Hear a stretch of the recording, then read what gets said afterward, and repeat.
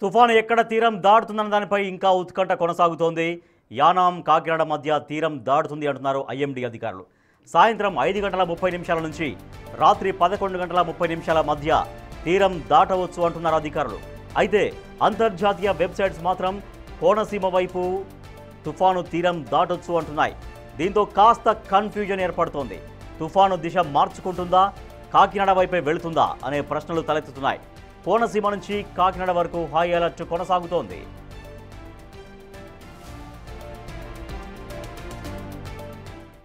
గంటలలో ఉత్తర వాయువ్య దిశలో పయనించి ఈరోజు సాయంత్రం లేదా మధ్యరాత్రి మధ్యలో కాకినాడ తీరానికి సమీపంలో తీరాన్ని తాకవచ్చు. ఇది తీరాన్ని తాకేటప్పుడు తీవ్ర తుఫానుగానే తాకే అవకాశం ఉంది. ఆ సమయంలో గాలులు 90 నుంచి 100, గరిష్టంగా 110 కిలోమీటర్ల వరకు ఉండే అవకాశం ఉంది. కాకినాడ పరిసర ప్రాంతాలలో సాధారణ అలల కన్నా 1 మీటరు రమారమి ఉప్పెన ఎగసిపడే అవకాశం ఉన్నది. మొంతా తుఫాన్ ఇంకా భయపెడుతూనే ఉంది. తన దిశ మార్చుకుంటుందా, లేదంటే భారత వాతావరణ శాఖ చెప్తున్నట్టుగా కాకినాడ సమీపంలోనే తీరం దాటుతుందన్నటువంటి అనుమానాలు వ్యక్తమవుతున్నాయి. అయితే క్రమక్రమంగా తుఫాను మెల్లగా తీరం వైపు వస్తున్న నేపథ్యంలో బలమైన గాలులు వీస్తున్నాయి.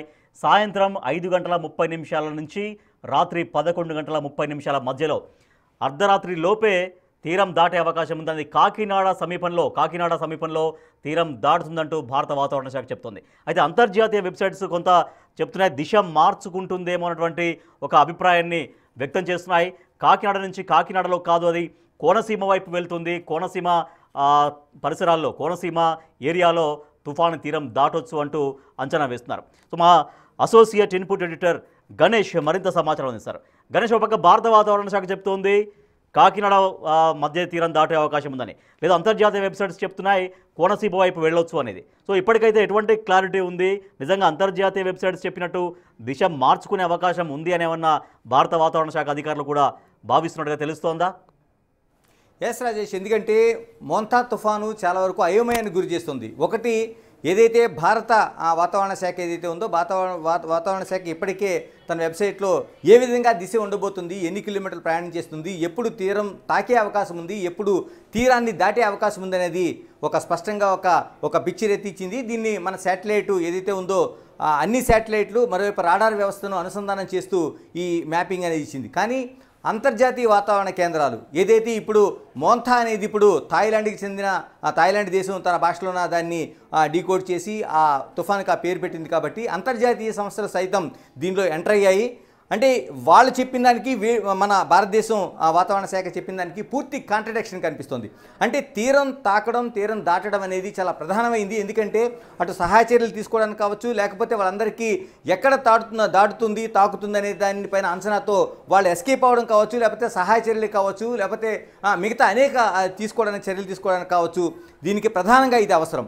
కానీ ఇప్పుడు మనం ముందుగా ఏదైతే ఇండియన్ మెటీరియాలజికల్ డిపార్ట్మెంట్ సంబంధించిన మనం ఈ మ్యాప్ చూస్తున్నాం, దీంట్లో మనకి ఇస్తున్న రేఖలోన ఖచ్చితంగా ఇక్కడ ఈ రెడ్ పాయింట్ ఉండేది, ఈ రెడ్ పాయింట్ దిశగా ప్రయాణం చేస్తుంది. ఇది కాకినాడ అమలాపురానికి మధ్య వెళుతుందనేది మనకి చూపిస్తుంది.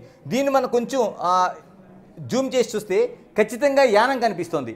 అంటే యానం కాకినాడ మధ్య ఈ రూట్ మనకి ఏదైతే ఉందో ఈ రూట్లోన మోంతా పూర్తిగా దాని దిశను ఒక రేఖ ద్వారా చూపిస్తోంది. యానాంకి కాకినాడకి మధ్య నుంచి వెళ్ళే అవకాశం ఉందండి. అంటే ఖచ్చితంగా గోదావరి పరివాహక ప్రాంతం అనేది ఇక్కడ మనకి మ్యాపింగ్లో కనిపిస్తుంది. గోదావరి పరివాహక ప్రాంతం, గోదావరి 2 పాయలుగా విడిపోతుంది. కాబట్టి ఒకటి యానం, రెండోది అంతర్వేది. ముందు ఈ అంతర్వేదికి సంబంధించిన పక్కన పెడితే, ముందు ఇక్కడ యానంకి సంబంధించిన పాయకి కొంచెం ముందుకు వెళ్ళిన తర్వాత యానం ఉంది, దానికి ఆనుకొని యానం నుంచి వెళ్తూ ఇటు కాకినాడ మీదుగా మిగతా ప్రాంతాలని కలుపుకొని ఇది ప్రయాణం చేస్తుంది అనేది మనకి చెప్తుంది. ఈ మ్యాపింగ్ ద్వారా మనకి స్పష్టంగా మనకు కనిపిస్తుంది. ఇటు సామర్లకోట, అంటే కాకినాడ, సామర్లకోట, రాజమండ్రికి చిన్నగా తాకుతూ పైకి వెళ్తున్న దిశ అయితే కనిపిస్తుంది. అది ఎక్కడి వరకు అంటే రంపచోడవరం వరకు, ఏజెన్సీలోని రంపచోడవరం వరకు మనకి కనిపిస్తున్న పరిస్థితి అయితే కనిపిస్తుంది. ఇది పూర్తిగా నిన్నటి నుంచి కూడా, అంటే దాదాపుగా కాకినాడకి ఇప్పుడు 100 కిలోమీటర్లకి దూరంలో వచ్చింది. మోంతా తన మొత్తం విస్తీర్ణాన్ని చూసుకుంటే ఒకసారి మనం ఇది విండ్ డైరెక్షన్స్ది మనం చూస్తున్నాం. అంటే ఎలా ప్రయాణం చేస్తుంది అనేది ఇప్పుడు ఇంతకు ముందు మనం చూసిన రేఖలోన ఈ దశను చెప్తుంది మనకి. ఇందులోన ఐ అంటే ఏదైతే ఉందో ఇప్పుడు మోంతాకు సంబంధించిన ఐ ఏదైతే ఉందో దాదాపు ఈ విస్తీర్ణం అనేది 200 కిలోమీటర్ల విస్తీర్ణం ఉంది. చుట్టూ ఉండేది వాల్ దగ్గర నుంచి మొత్తం ఈ గాలి అంటే ఈ వ్యాల్ఫూల్ సుడిగుండం తిరుగుతున్న ప్రాంతం 2000 కిలోమీటర్ల పైగా మనకు కనిపిస్తోంది. ఇంతది ఈ ప్రయాణంలోన మనం చూసుకుంటే ఇది ఒక డైరెక్షన్ అనేది ఇప్పటివరకు యానం కాకినాడ మధ్య వెళ్తుందనేది, అంటే ముందు నిన్నటి వరకు మచిలీపట్నం వైపు తీరం దాటవచ్చు, లేకపోతే కోనసీమ నుంచి కాకినాడ మధ్యలో దాటవచ్చు అనేది అంచనాలు పూర్తిగా ఈరోజు ఉదయం నుంచి పూర్తిగా మారిపోయాయి. ఇప్పుడు దీన్ని యానం మరోవైపు కాకినాడ అంటే మనకి భారత వాతావరణ శాఖ ఇచ్చిన ఏదైతే మ్యాపింగ్ ఉందో ఈ మ్యాపింగ్లోన మనకు ఖచ్చితంగా కనిపిస్తుంది. ఒక్కసారి మనం దీన్ని చూడొచ్చు. ఈ మ్యాపింగ్లోన ఇక్కడ మనకి కాకినాడ తీరంలోకి మనకి స్పష్టంగా మనకు కనిపిస్తుంది ఇదంతా. అంటే కాకినాడ తీరానికి ఉంచి అంటే ఇక్కడ యానం ఉంది ఈ పాయింట్లోన, ఈ యానం పాయింట్ నుంచి ఇది వెళ్తున్న దృశ్యాలు అయితే మనకి కనిపిస్తున్నాయి. అంటే ఇక్కడే మనం చాలా కన్ఫ్యూజన్ ఏర్పడుతుంది. ఇదంతా భారత వాతావరణ శాఖ చెప్తున్న అంచనాలు కానీ మనం చూడాలి. అయితే ఇప్పుడు జ్యూమెత్ అంటే అంతర్జాతీయ సంస్థలు సైతం ఇందులో ప్రవేశించాయి. ఎందుకంటే ఇది అంతర్జాతీయంగా ఈ తుఫాన్లు అనేటివి అంచనా వేస్తుంటారు కాబట్టి అంతర్జాతీయ సంస్థలు సైతం దీన్ని ఒక అంచనా వేస్తాయి. ఈ అంచనాల్లోన ఒక్కసారి మనం చూడొచ్చు. అంటే జ్యూమెత్కు సంబంధించిన దాంట్లోన అనేక అంతర్జాతీయ వాతావరణ సంస్థలు పరిశోధక సంస్థలు కూడా ఇందులో ఎంటర్ అయ్యాయి. వీళ్ళు ఇస్తున్న రూట్ ప్రకారం మనం చూడొచ్చు. ఏదైతే ఇక్కడ యానం ఉందో అంటే ముందు మనకి చూపించిన దాంట్లో ఇండియన్ వాతావరణ శాఖ చెప్పిన దాంట్లో యానం కాకినాడ మధ్య మీదుగా వెళుతుందనేది ఒక రూట్ అయితే చూపించారు. కానీ ఒక్కసారి మనం తాజా రిపోర్ట్ ప్రకారం చూస్తే అంతర్వేది అంటే అంతర్వేదికి సంబంధించిన అంతర్వేది పక్క నుంచి అంటే గోదావరి రెండో పాయ ఏదైతే ఉందో కలుస్తున్న దాంట్లో అంతర్వేది దగ్గర నుంచి వెళ్తుంటే ఇప్పుడు కోనసీమకు సంబంధించిన ప్రాంతం మీదుగా వెళ్తుందనేది మనకి ఈ రిపోర్ట్ అనేది మనకి అంతర్వేది దగ్గర నుంచి వెళ్తున్నట్టుగా కనిపిస్తుంది. అంటే రూట్ మార్చుకొని అంతర్వేది తాడేపల్లిగూడెం అటు రాజమండ్రి కొంచెం ముందుగా జంగారెడ్డిగూడెం ఆ తర్వాత మనకి రంపచోడవరంకి సంబంధించి. కానీ అంతకుముందు మ్యాపింగ్లోన ఇండియన్ అంటే భారత వాతావరణ శాఖ చెప్పిన అంచనాల ప్రకారం యానం కాకినాడ మధ్య మీదుగా వెళుతూ అటు రంపచోడవరాన్ని తాకే అవకాశం ఉందని చెప్పింది. కానీ జస్ట్ ఒక దిశ మార్చుకున్నట్లుగా అంతర్జాతీయ వాతావరణ శాఖలు ఇప్పుడు చెప్తున్నాయి. దీన్ని కొంచెం మనం గ్లోబల్ మ్యాపింగ్లోకి వెళ్ళి చూస్తే అది డైరెక్షన్ కూడా మనకి ఎక్కడైతే ఈ 2 పాయింట్లు మనకు కనిపిస్తున్నాయో ఒక్కసారి మనం చూడొచ్చు. ఈ 2 పాయింట్లలో కూడా మనం చూస్తుంటే ఇక్కడ కనిపిస్తున్నది ఇది గోదావరి నది ప్రవాహక ప్రాంతం. ఇక్కడ మనకు కనిపిస్తున్న ఈ సింగిల్ ఇది యానం ఇది యానం ఇది ఇక్కడ. రెండవది మనం ఈ పాయింట్ని తీసుకుంటే ఇది అంతర్వేది. ఈ 2 పాయింట్లకు సంబంధించి మనకి ఈ విధంగా కనిపిస్తుంది. కానీ దీనికి పూర్తి భిన్నంగా అంటే ఇప్పుడు అంతర్జాతీయ సంస్థలు ఖచ్చితంగా చెప్తున్నది అంతర్వేది దగ్గర నుంచి ఇటు రూట్ మార్చుకొని తాడేపల్లి తర్వాత జంగారెడ్డిగూడెం తర్వాత మనకి రంపచోడవరం ప్రాంతాల మీదుగా వెళ్ళే అవకాశం ఉందని చెప్తుంది.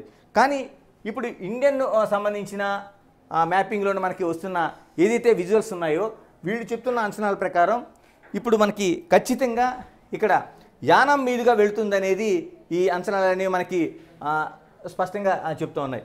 ఇక్కడ చూడొచ్చు మనం యానం కాకినాడ ఈ రూట్లోంచి వెళ్తున్నప్పుడు సామర్లకోట దానికి ఎగువ భాగంలోనికి వెళ్తే కొంచెం ఆ ఎగువ భాగంలోన మనం కొంచెం ఇది చూస్తే ఈ యానం కాకినాడ తర్వాత రంపచోడవరం ఈ రూట్లో ప్రయాణించే అవకాశం ఉందనేది చెప్తుంది. ఇదే పెద్ద కన్ఫ్యూషన్గా ఉంది. ఎందుకంటే ఇప్పుడు 6 గంటలకి 5:30 6 గంటల ప్రాంతంలో ఖచ్చితంగా తుఫాన్ తీరం తాకుతుందనేది ఒక అంచనా అయితే ఉంది. అయితే ఎక్కడ తాకుతుంది అనేది దాదాపుగా 11-11:30 మధ్యకాలంలో అంటే దాదాపు 5:30 గంటల నుంచి 6 గంటల పాటు ఒక విధ్వంసం జరగబోతుంది. గంటకి 90 నుంచి 110 కిలోమీటర్ల వేగంతో గాలులు వీస్తాయి.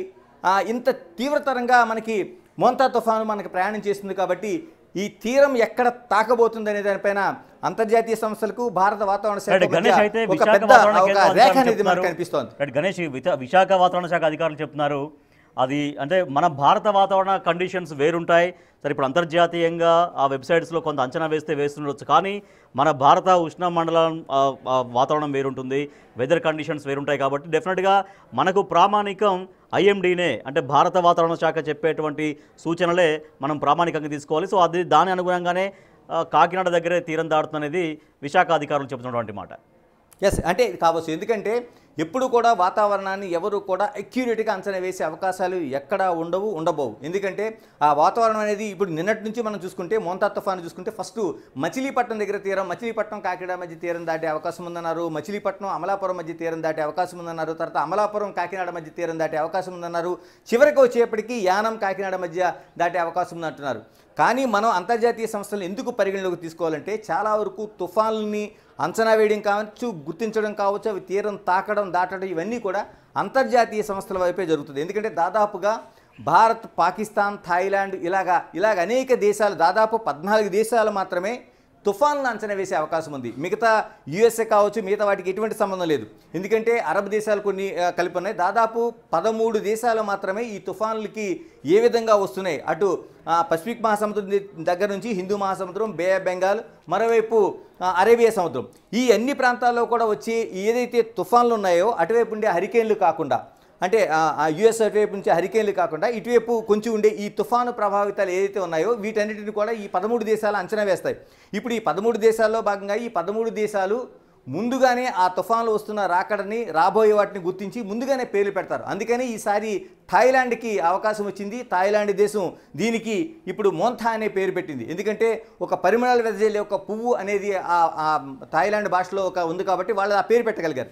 అందుకనే ఖచ్చితంగా ఇవన్నీ తీసుకున్న తర్వాత అంతర్జాతీయ సంస్థలు చెప్తున్న వాటిని కొట్టిపారేసే అవకాశం ఎక్కడ కనిపించడం లేదు. ఎందుకంటే అంతర్జాతీయ సంస్థలు కూడా దీన్ని వాచ్ చేస్తున్నాయి. ఎందుకంటే వాతావరణం అనేది కేవలం ఒక భారతదేశానికో, లేకపోతే బే ఆఫ్ బెంగాల్కో, లేకపోతే ఆంధ్ర, తెలంగాణ రాష్ట్రాలకో సంబంధించి కాదు. పూర్తిగా శాటిలైట్ పైన ఆధారపడడంతో పాటు రాడార్ వ్యవస్థ, చాలా వరకు రాడార్ వ్యవస్థ పైన ఆధారపడి ఉంటుంది. అందుకని రెండిట్లో కూడా భారత వాతావరణ శాఖ చెప్పిన దాన్ని మనం కొట్టిపారేయలేము. మరోవైపు అంతర్జాతీయ వాతావరణ పరిశోధకులు కావచ్చు, శాస్త్రవేత్తలు కావచ్చు, సంస్థలు కావచ్చు, ఇవన్నీ చెప్తున్న మాటలను ఎక్కడ మనం కొట్టిపారేయలేం. అందుకనే ఈ దిశ అనేది ఎక్కడికి వెళ్ళబోతుంది. ఎందుకంటే వీళ్ళు చెప్తుంటే ప్రతి 3 గంటలకు కూడా భారత వాతావరణ శాఖ మనకి ఒక అంచనాన్ని వెలువడిస్తుంది. కానీ అంతర్జాతీయ సంస్థలు ప్రతి అరగంటకు కూడా వాళ్ళు మార్పులు చేర్పులు చేసి మనకు అందిస్తున్నారు. అందుకని వీటన్నిటి మధ్య ఎలా వెళ్ళబోతుంది, ఎందుకంటే వాతావరణాన్ని ఎప్పుడు మనం అంచనా వేయలేం, ప్రకృతిని ఎప్పుడు మనం ఆ కొలమనలో చూడలేం. కాబట్టి ఖచ్చితంగా ఇది ఏ విధంగా అవుతుందనేది ఒక పెద్ద కన్ఫ్యూజన్ ఉంది. కానీ ఈ కన్ఫ్యూజన్లోన ఎక్కడ తీరం తాకుతుందనేది ఆ సహాయ చర్యలు చేపట్టే రాష్ట్రాలకు కావచ్చు, లేకపోతే అధికారులకు కావచ్చు, లేకపోతే మిగతా ఏర్పాట్లు చేసే వాళ్ళకి కావచ్చు, పూర్తిగా ఒక గందరగోళ పరిస్థితి ఏర్పడుతుంది. నిజంగా ఒక చోట ఏర్పాట్లు చేసుకున్న తర్వాత మరో చోట కానీ తీరం తాకితే ఆ ఉధృతి వేరేగా ఉంటుంది. ఎందుకంటే ఇప్పుడు మోంతాను తీసుకుంటే అంటే సెంటర్లో ఉండే ఒక పాయింట్ దగ్గర నుంచి తీసుకుని మనం ఈ సెంటర్ పాయింట్ నుంచి ఎక్కడైతే అనుకుంటున్నామో ఈ పాయింట్ చిన్న పాయింట్ కనిపిస్తున్నా 200 కిలోమీటర్ల విస్తీర్ణంలో ఉంది. అది ఈ అనేది తీరాన్ని తాకే ముందు, అంటే మిగతాదంతా మనకు కనిపిస్తున్న ఏదైతే వాల్ నుంచి ఈ తీరం అంతా కనిపిస్తున్నదంతా 2000 కిలోమీటర్ల పరిధిలో ఉంది.